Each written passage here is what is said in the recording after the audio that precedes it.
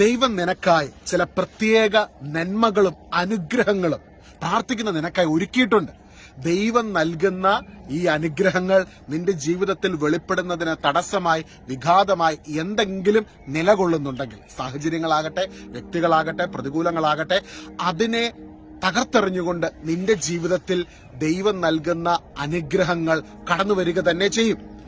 നമ്മൾ വിശുദ്ധ ഫൗസ്റ്റിനയുടെ ജീവിതത്തിലേക്ക് നോക്കുമ്പോൾ, പോളണ്ടിലുള്ള ഒരു സാധാരണക്കാരിയായ ഒരു കന്യാസ്ത്രീയായ വിശുദ്ധ ഫൗസ്റ്റിനയ്ക്ക് ദൈവം ലോകമഹായുദ്ധങ്ങൾക്കിടയിലാണ് ദൈവകരുണയുടെ ജപമാല, ദൈവത്തിന്റെ കരുണയെക്കുറിച്ചുള്ള വലിയ സന്ദേശവും ദൈവകരുണയുടെ ജപമാലയും നൽകുന്നത്.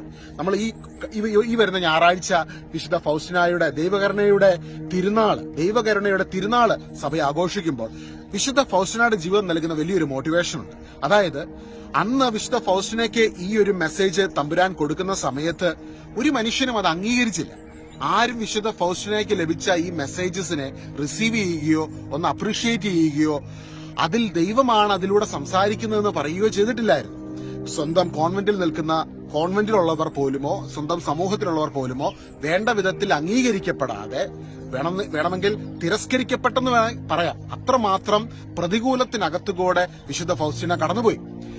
പോളണ്ടിലുള്ള ഒരു സാധാരണ കന്യാസ്ത്രീയുടെ വാക്കുകൾക്ക് നമ്മൾ എന്ത് പ്രാധാന്യം കൊടുക്കണമെന്ന് അന്ന് യൂറോപ്പിലുള്ള പല ആൾക്കാരും ചിന്തിച്ചിട്ടുണ്ട്. കാരണം അന്ന് യൂറോപ്പ് എന്ന് പറയുന്നത് ജർമ്മൻ, ഫ്രഞ്ച്, ഇറ്റലി തുടങ്ങിയ രാജ്യങ്ങളിലുള്ളവർക്കാണ് ഈവൻ സഭാ നേതൃത്വങ്ങളിൽ പോലും വളരെയധികം പ്രാമുഖ്യമുണ്ടായിരുന്നത്. എന്നാൽ പോളണ്ട് എന്ന് പറയും, പോളണ്ടിനെ അങ്ങനെ പരിഗണിക്കാറ് പോലും ഇല്ലായിരുന്നു. ആ പോളണ്ടിലെ ഒരു സാധാരണ ഒരു കന്യാസ്ത്രീ മഠത്തിലെ ഒരു കന്യാസ്ത്രീക്ക് കർത്താവായ ഈശോ ഈ സന്ദേശങ്ങൾ പങ്കുവച്ചപ്പോൾ ആ പങ്കുവയ്ക്കപ്പെട്ട സന്ദേശത്തിന് പ്രാധാന്യം പോലും ഉൾക്കൊള്ളാതെ പല വ്യക്തികളും, ഈവൻ പത്രമാധ്യമങ്ങളിൽ പോലും ഈ സന്ദേശങ്ങൾക്കെതിരെ പല ആർട്ടിക്കിളുകളും കടന്നു വന്നു. അപ്പോൾ വിശുദ്ധ ഫൗസ്റ്റിന ഒരു ഫ്രോഡാണെന്ന് പോലും പറഞ്ഞുകൊണ്ട് അന്നത്തെ കാലഘട്ടത്തിൽ വിശുദ്ധ ഫൗസ്റ്റിനെ അതുപോലെ ഡീഫെയിം ചെയ്യുന്ന നിരവധി ആർട്ടിക്കിളുകൾ കടന്നു വന്നിരുന്നു. അപ്പോൾ ഇതെല്ലാം നേരിട്ട വിശുദ്ധ ഫൗസ്റ്റിനയുടെ ജീവിതം പ്രതികൂലങ്ങളും പ്രതിസന്ധികളും നിറഞ്ഞതായിരുന്നു. പക്ഷേ ഇന്ന് നമ്മൾ നോക്കുമ്പോൾ ലോകത്തിലെ എല്ലാ രാജ്യങ്ങളിലും, നിങ്ങളും ഞാനും അടക്കം എല്ലാ രാജ്യങ്ങളിലും ഈശോയുടെ അതിദാരുണമായ പീഡാസഹനങ്ങളെ പ്രതി പിതാവേ ഞങ്ങളുടെ മേലും ലോകം മുഴുവന്റെ മേലും കരുണയായിരിക്കണമേ എന്ന പ്രാർത്ഥന ചെല്ലുമ്പോൾ നമ്മൾ മനസ്സിലാക്കണം, അത്രമാത്രം പ്രതിസന്ധികൾക്കുള്ളിലൂടെ കടന്നുപോയ, ഒരുപാട് പേരാൽ തിരസ്കരിക്കപ്പെട്ട, നിന്ദിക്കപ്പെട്ട, അപമാനിക്കപ്പെട്ട, പത്രമാധ്യമങ്ങളിൽ ഫ്രോഡെന്ന് പറഞ്ഞ് എഴുതപ്പെട്ട ഒരു സാധാരണ കന്യാസ്ത്രീയുടെ വാക്കുകൾക്ക്, ദൈവം നൽകിയ അനുഗ്രഹത്തിന്, ദൈവം നൽകിയ ആ വ്യക്തിക്ക് പരിശുദ്ധാത്മാവ് കൊടുത്ത സന്ദേശങ്ങൾക്കുള്ള വിലയെ സ്വർഗം തന്നെ ലോകത്തിന് മുൻപിൽ വെളിപ്പെടുത്തി. അതിനുവേണ്ടി വിശുദ്ധ യോഹന്നാൻ പൗലോസ് മാർപ്പാപ്പയുടെ കാലഘട്ടം വരെ കാത്തിരിക്കേണ്ടതായിട്ട് വന്നു. ചിലപ്പോൾ നമ്മൾ കേട്ടില്ല, സത്യത്തെ മറച്ചു വെക്കുവാൻ ഒരിക്കലും പറ്റത്തില്ല. ഇന്ന് നിങ്ങളുടെ ജീവിതത്തിൽ ചില പ്രതിസന്ധികളുണ്ടെങ്കിൽ, ചില പ്രയാസങ്ങളുണ്ടെങ്കിൽ, സത്യത്തെ മുറുകെ പിടിക്കുന്ന നിങ്ങളുടെ ജീവിതത്തിൽ, നിങ്ങളുടെ തലമുറയിൽ ആ അനുഗ്രഹം വെളിപ്പെടും. നിശ്ചയമായും നിങ്ങൾ അനുഗ്രഹിക്കപ്പെട്ടിരിക്കും.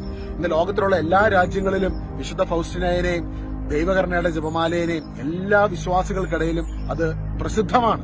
അന്ന് ബൈബിള് പോലും സുപരിചിതമല്ലാതിരുന്ന, ബൈബിൾ സുപരിചിതമാണെങ്കിലും സാധാരണ മനുഷ്യർക്ക് അത് ആക്സസ് ചെയ്യാൻ ഒത്തിരി ലിമിറ്റേഷൻസ് ഉണ്ടായിരുന്നു. അത്രമാത്രം ലിമിറ്റേഷൻസ് ഉള്ള ഒരു സമയം, ലോകമഹായുദ്ധങ്ങൾ നടക്കുന്ന ഒരു സമയം. അങ്ങനെ ഒരു സമയത്താണ് വിശുദ്ധ ഫൗസ്റ്റിനയ്ക്ക് ഈ ഒരു മെസ്സേജ് ഈശോ നൽകുന്നത്. അപ്പോൾ ആ ലഭിച്ച മെസ്സേജിനെ നെഞ്ചോട് ചേർത്ത്, എന്താണ് ആ മെസ്സേജ്? ഈശോയുടെ കരുണയിലേക്ക് ലോകത്തിലുള്ള എല്ലാ മനുഷ്യരെയും വിളിക്കുക. ദൈവകരുണയുടെ തിരുനാൾ നൽകുന്ന സന്ദേശം അത് തന്നെയാണ്. ഈശോയുടെ കരുണയിലേക്ക് എല്ലാവരെ സ്വാഗതം ചെയ്യുകയാണ്, എല്ലാവരെയും വിളിക്കുകയാണ്. ആ കരുണ കടലിലേക്ക് എല്ലാവരെ സ്വാഗതം ചെയ്യുകയാണ്. ഈശോ തന്നെ പറഞ്ഞല്ലോ, എന്റെ കരുണ അനുഭവിക്കാൻ, ഈശോ വിശുദ്ധ ഫൗസ്റ്റിനോട് പറഞ്ഞൊരു കാര്യമാണ്, എന്റെ കരുണ അനുഭവിക്കാതെ ഒരു വ്യക്തി യഥാർത്ഥ സമാധാനം അവൻ അനുഭവിക്കണമെങ്കിൽ എന്റെ കരുണ അവൻ അനുഭവിക്കണം. ഇത് തന്നെയാണ് പൗലോസ്ലീഹ ലേഖനങ്ങളിലൂടെ പലതവണയായി വ്യക്തമാക്കിയത്. 1 കൊരിന്ത്യർ 15-ാം അധ്യായത്തിൽ പൗലോസ്ലീഹ പറയുന്നുണ്ട്, ഞങ്ങൾ നിങ്ങളോട് പ്രസംഗിച്ച ഏറ്റവും സുപ്രധാനമായ കാര്യം ഈശോ നമ്മുടെ പാപങ്ങൾക്ക് വേണ്ടി മരിച്ചു. ഈശോയുടെ കരുണ, ഞാൻ എന്തായിരിക്കുന്നു അത് ദൈവകൃപയാലാണ്, നമ്മൾ എന്തായിരിക്കുന്നു അത് കൃപയാലാണ്. കർത്താവിന്റെ കരുണ ഇത് നമ്മുടെ അരികിലേക്ക് കടന്നു വരികയാണ്. ആ സ്നേഹം നമ്മളെ മാടി വിളിക്കുകയാണ്. ഈ ഒരു വലിയ സന്ദേശം കർത്താവിന്റെ വചനം, കർത്താവിന്റെ അപ്പസ്വന്മാർ കൊടുത്ത അതേ സന്ദേശം ജപമാലയുടെ രൂപത്തിൽ വിശുദ്ധ ഫൗസ്റ്റിനായിലൂടെ മഹായുദ്ധങ്ങൾ നടക്കുന്ന ഈ ലോകത്തിൽ കരുണയുടെ സന്ദേശം ജപമാലയിലൂടെ പരിശുദ്ധാത്മാവ് നൽകുവാൻ തുടങ്ങിയപ്പോൾ നമുക്കറിയാം, ഈ ദൈവകരുണയുടെ സന്ദേശങ്ങൾ, ദൈവകരുണയുടെ ജപമാല ലോകത്തിൽ സ്പ്രെഡ് ചെയ്യാൻ തുടങ്ങി. ഈശോയുടെ കരുണയെ ജനം മുറുകെ പിടിക്കാൻ തുടങ്ങിയപ്പോൾ പ്രപഞ്ചത്തിൽ മുഴുവൻ, ലോകം മുഴുവൻ വലിയ സമാധാനം കടന്നു വന്നു. ക്രൈസ്തവ ഭൂരിപക്ഷം ഉണ്ടായിരുന്ന രാജ്യങ്ങൾ തമ്മിലടിക്കുന്ന ആ കാലഘട്ടത്തിൽ നിന്ന് ഇന്ന് കാണുന്ന ഈ ലോകത്തിലേക്ക്, സമാധാനത്തിലേക്ക്, ലോകമഹായുദ്ധങ്ങൾക്ക് ശേഷം പിന്നീട് ലോകമഹായുദ്ധം ഉണ്ടായിട്ടില്ല.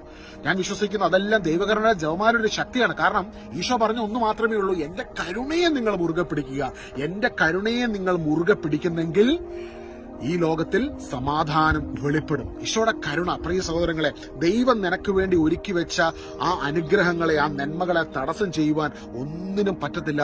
നമ്മളോട് ദൈവം ആവശ്യപ്പെടുന്നത് അവിടുത്തെ ആ വലിയ കരുണയെ മുറുകെ പിടിക്കുക, അവിടുത്തെ വലിയ സാന്നിധ്യത്തെ, ആ സ്നേഹത്തെ മുറുകെ പിടിക്കുക. ആരൊക്കെ തടസ്സം ചെയ്താലും, ആരൊക്കെ എതിർത്ത് നിന്നാലും ദൈവം നിനക്കായി ഒരുക്കിയ അനുഗ്രഹങ്ങളും നന്മകളും നിന്റെ ജീവിതത്തിലേക്ക് കടന്നു വരും. കാരണം ദൈവത്തിന്റെ കരുണ, ആ കരുണ നിനക്കായി നിലകൊള്ളുന്നു. ഇന്ന് ഈശോ നിന്നോട് ആവശ്യപ്പെടുന്ന ഒറ്റ കാര്യം മാത്രമേ ഉള്ളൂ. അന്ന് വിശുദ്ധ ഫൗസ്റ്റീന ഒരുപാട് പ്രതിസന്ധികളും പ്രതികൂലങ്ങളും ഉണ്ടായിരുന്നപ്പോൾ വേറെ ഒന്നിലേക്ക് നോക്കിയില്ല. ഈശോയുടെ കരുണയിൽ മുറുകെ പിടിച്ചുകൊണ്ട് വിശുദ്ധ ഫൗസ്റ്റീന പറഞ്ഞു, Jesus, I trust in you. ഈശോയെ, അങ്ങയുടെ കരുണയിൽ ഞാൻ ശരണപ്പെടുന്നു. ഈ ഡിവൈൻ മേഴ്സി തിരുനാളിൽ നമുക്കും ഈശോയുടെ അനന്തമായ കരുണയിൽ ശരണപ്പെട്ടുകൊണ്ട് പറയാം, ഈശോയുടെ തിരുഹൃദയത്തിൽ നിന്നും കാരുണ്യ സ്രോതസ് ഒഴുകിയെത്തുന്ന തിരുരക്തമേ, തിരുജലമേ, ഞാൻ അങ്ങിൽ ശരണപ്പെടുന്നു. വലിയൊരു അഭിഷേകം ഇന്ന് സ്വർഗം നമ്മുടെ ഇടയിലേക്ക് പകരുന്നു. പരിശുദ്ധാത്മാവിന്റെ വലിയ ശക്തി ഈ നിമിഷം തന്നെ നമ്മുടെ ജീവിതത്തിൽ നിറയപ്പെടുന്നു. പരാജയപ്പെട്ട് ഇനി മുൻപോട്ട് പോകുവാൻ സാധിക്കാതെ വണ്ണം ഒരുപാട് ചില ക്ലോസ്ഡായി ചാപ്റ്ററുകൾ അടച്ച്, ചില ബുക്കുകൾ അടച്ചതുപോലെ ഇനി എനിക്ക് പറ്റത്തില്ല എന്ന് പറഞ്ഞ് ക്ലോസ്ഡ് ആയ ചില ചാപ്റ്ററുകളെ കർത്താവ് റീഓപ്പൺ ചെയ്യുന്നു. കാരണം കർത്താവിന്റെ കരുണ നിന്റെ അരികിലേക്ക് കടന്നു വരുന്നു. ആരൊക്കെ എങ്ങനെയൊക്കെ ഏതൊക്കെ വിധത്തിൽ തടസ്സം ചെയ്താലും നീ പറന്നുയരും, നീ വീണ്ടും റിസറക്ട് ചെയ്യും. കാരണം നിന്റെ കൂടെയുള്ള ദൈവം, അവൻ സത്യമാണ്. അവൻ നിന്നെ അറിയുന്നു, മനസ്സിലാക്കുന്നു, സ്നേഹിക്കുന്നു. ആ ദൈവം നിന്നെ നെഞ്ചോട് ചേർത്ത് വെച്ച് പറയുന്നു, നിന്നെ ഞാൻ ഒരുപാട് സ്നേഹിക്കുന്നു. God bless you.